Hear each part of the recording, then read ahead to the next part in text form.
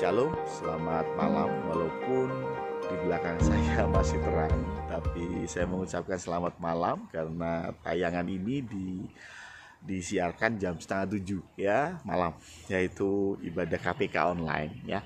Sebelum kita mulai ibadah KPK online kita, mari kita tundukkan kepala, kita berdoa. Tuhan, terima kasih untuk berkat-Mu sehingga pada malam hari ini kami tetap bisa beribadah dan mempelajari firman Tuhan dengan baik. Terima kasih Tuhan, hanya di dalam nama Tuhan Yesus Kristus kami siap mendengarkan firman-Mu. Amin. Ya, minggu yang lalu disampaikan oleh Bu Brenda ya, bahwa judulnya itu seru banget ya. Aku bukan Tuhan, ya iyalah ya. Tetapi ini bicara tentang Yohanes yang bersaksi tentang Yesus ya. Nah, saat ini kita akan belajar dari Yohanes pasal 1 ayat yang ke-29 ya dan seterusnya. Dan di ayat ini menarik sekali bagaimana Yohanes bisa punya sesuatu yang mantap, yaitu dia nggak mau mengambil, nggak mau mencuri kemuliaan Tuhan. Kalau dia bilang aku ini Mesias, oh pasti semua orang percaya ya. Ketika Yohanes bilang aku ini nabi, semua orang percaya. Tetapi dia tidak lakukan itu. Dia kembalikan segala kemuliaan untuk Tuhan Yesus Kristus. Pertanyaannya, bagaimana bisa Yohanes Pembaptis menjadi orang yang seperti itu ya? Mari kita belajar dari Yohanes pasal yang pertama ayat 29 sampai dengan ayat yang ke-34 ya, hanya 5 ayat ya. Saya akan bacakan. Pada keesokan harinya Yohanes melihat Yesus datang kepadanya. Dan ia berkata, lihatlah anak domba Allah yang menghapus dosa manusia. Dialah yang kumaksud ketika kukatakan, kemudian daripadaku akan datang seorang yang telah mendahului aku, sebab dia telah ada sebelum aku. Dan aku sendiri pun mula-mula tidak mengenal dia, tetapi untuk itulah aku datang dan membaptis dengan air, supaya ia dinyatakan kepada Israel. Dan Yohanes memberi kesaksian katanya, aku telah melihat roh turun dari langit seperti merpati, dan ia tinggal di atasnya. Dan aku pun tidak mengenalnya, tetapi dia yang mengutus aku untuk membaptis dengan air telah berfirman kepadaku, jikalau engkau melihat roh itu turun ke atas seseorang dan tinggal di atasnya, dialah itu yang akan membaptis dengan Roh Kudus. Dan aku telah melihatnya dan memberi kesaksian, ia inilah anak Allah. Jadi yang pertama kita harus melihat dulu bagaimana cara berpikir Yohanes Pembaptis. Yang pertama adalah dia berkata bahwa Yesus Kristus adalah anak domba Allah yang menghapus dosa manusia. Ya, jadi yang pertama bicara tentang domba Allah. Apa sih? Jadi di dalam konteks Yahudi, mereka ini harus mempersembahkan domba sebagai korban penebusan dosa. Ya. Nah, ketika domba ini disembelih, maka dipercaya bahwa dosa-dosa orang Yahudi akan dihapuskan. Dan itu nggak cuma sekali, berulang-ulang setiap tahun dilakukan. Nah, ini sebetulnya simbol dari apa? Dari satu korban sempurna, yaitu domba yang akan disiapkan oleh Allah. Itu merujuk dari cerita Abraham, bagaimana Abraham akan mempersembahkan Ishak. Tapi begitu mau disembelih, mau dikorbankan, Tuhan berkata, stop, aku sudah melihat imanmu ya. Dan Tuhan menyediakan domba ya. Jadi domba yang disediakan oleh Allah. Jadi ini bicara tentang domba Allah. Artinya Yohanes paham betul bahwa ini hanyalah domba yang disembelih itu hanyalah simbol dari nanti Allah akan menyediakan domba yang sempurna. Dan domba itu dari Allah. Itulah mengapa disebut domba Allah. Ya, bukan domba Haji Imun gitu. Bukan ya. Tapi ini domba Allah karena yang menyediakan si Allah ya. Nah, dan domba Allah ini tugasnya apa tadi? tugasnya menghapus dosa manusia ya, ayat 1 ya, ayat 29 ya. Jadi memang domba ini adalah domba yang akan menghapus seluruh dosa umat manusia. Bagaimana caranya? Ya tentu sama seperti domba-domba yang sudah dijadikan contoh, yaitu disembelih, dibunuh. Jadi sekali lagi Yohanes Pembaptis mengerti bahwa Tuhan Yesus adalah domba Allah dan dia akan mati untuk menebus dosa manusia. That's good. Kenapa that's good? Karena itu memang yang sebenarnya. Artinya pemahaman Yohanes Pembaptis tentang konsep rancangan Allah itu betul. Ya. Rancangan atau mengerti tentang konsep teologi itu penting. Kita omong ngalor ngidul tapi yang kita omongin salah, percuma. Ya. Yohanes mengerti betul dan jelas ini benar. Bahwa apa yang dia lakukan, apa yang dia sampaikan, bahwa Yesus itu anak domba Allah yang menghapus dosa manusia, dosa dunia, itu betul. Dan bahkan itu dijadikan sebuah konklusi di dalam ayat 34. Ia inilah anak Allah. Nah ini jangan bingung ya, anak Allah di dalam konteks orang Yahudi nggak seperti konteksnya Habib Rizik ya, yaitu kalau anak Allah lalu siapa bidannya? Ya bukan ya. Anak Allah itu bukan berarti Allah melahirkan ya, emang sapi melahirkan. Nah, jadi yang namanya anak Allah itu kita omong dalam sebuah budaya Yahudi, di mana sejak lahir di dalam Ulangan 6 ayat 4 sudah disebutkan bahwa Allah itu satu.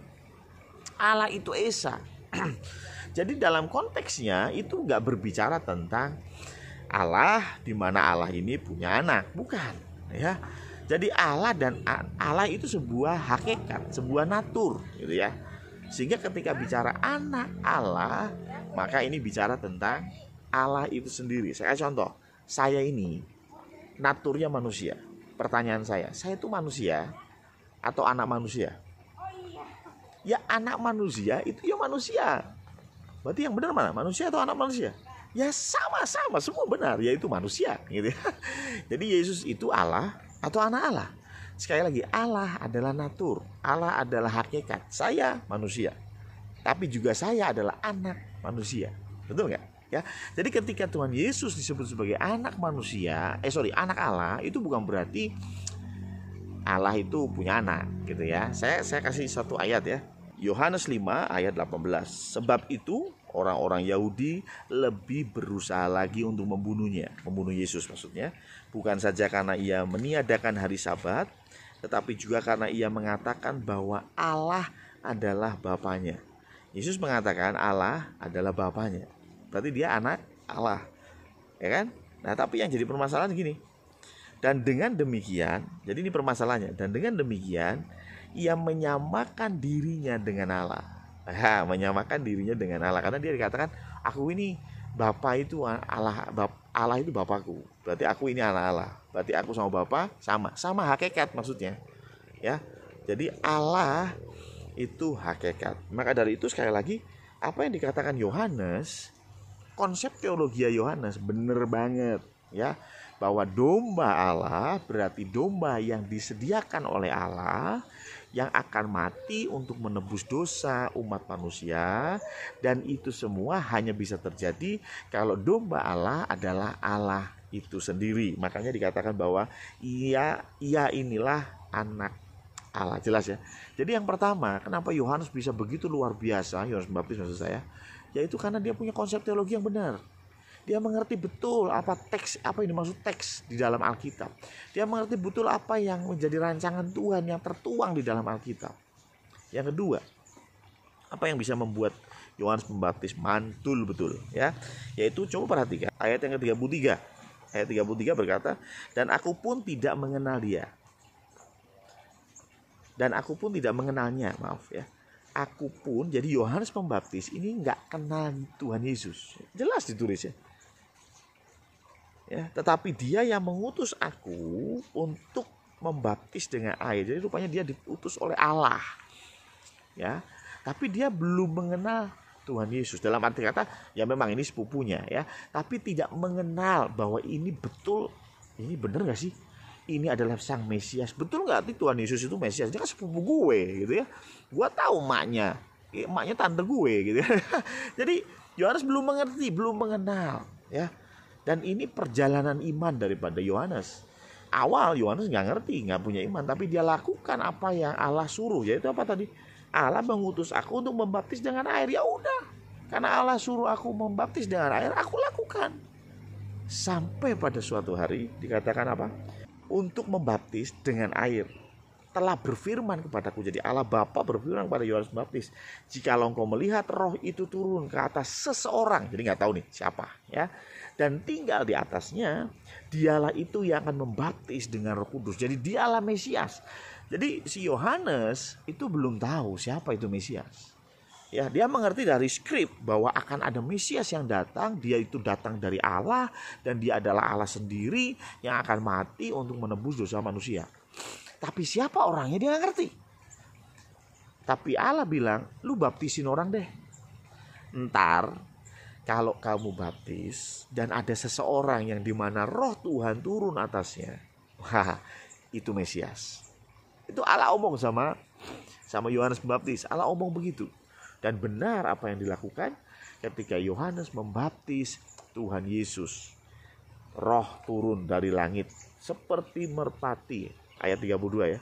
Dan Yohanes memberi kesaksian, katanya, aku telah melihat roh turun dari langit seperti merpati dan ia tinggal di atasnya. Itu yang membuat Yohanes langsung mengenal, yes, ini dia sang Mesias ya. Dalam kita bersaksi tentang Kristus, kita perlu pengalaman pribadi ya. Kita perlu pengalaman pribadi. Oke, kita hafal Alkitab, kita mengerti Alkitab, kita paham Alkitab. Tetapi terkadang paham saja nggak cukup ya. Ada perjumpaan pribadi dengan Tuhan. Ketika kita dalam masalah, ketika kita dalam kesesakan, Tuhan tolong, itu bisa menjadi sebuah perjumpaan dengan Tuhan.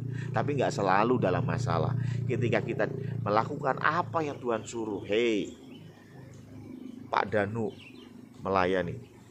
Ketika Pak Danu melayani, disitulah Pak Danu lebih mengenal akan Tuhan. Ketika kita disuruh oleh Tuhan, ayo aktif di dalam pelayanan PAW, katakanlah.